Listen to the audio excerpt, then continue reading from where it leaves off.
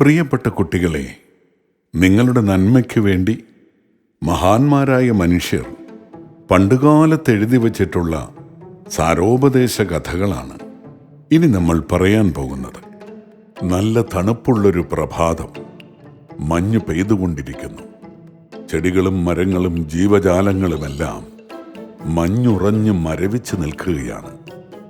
മഞ്ഞിൽ മരവിച്ച് കിടക്കുകയായിരുന്ന ഒരു പാമ്പിനോട് ആ വഴിയെ നടന്നു വന്ന ഒരു തൊഴിലാളിക്ക് അലിവ് തോന്നി. അയാൾ ഒരു കൈയിൽ പാമ്പിനെ എടുത്തു, മറ്റേ കൈകൊണ്ട് കോട്ടിൻ്റെ മുകളിലത്തെ 2 കുടുക്കുകൾ അഴിച്ചു. അതിനകത്ത് പാമ്പിനെ നെഞ്ചോട് ചേർത്ത് വെക്കുകയും ചെയ്തു. അല്പനേരം അങ്ങനെ അയാൾ നടന്നു കാണും. കോട്ടിനുള്ളിൽ ചെറിയൊരു അനക്കം അനുഭവപ്പെട്ടു.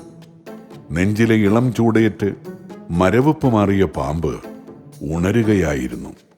ഉണർന്ന ഉടനെ അത് തൊഴിലാളിയുടെ മാറിൽ ശക്തിയായി കടിച്ചു. നിമിഷങ്ങൾക്കകം ആ മനുഷ്യൻ മരിച്ചു വീണു. കഥ ഇഷ്ടമായോ കൂട്ടുകാരെ? എന്താണ് ഈ കഥയുടെ സന്ദേശം?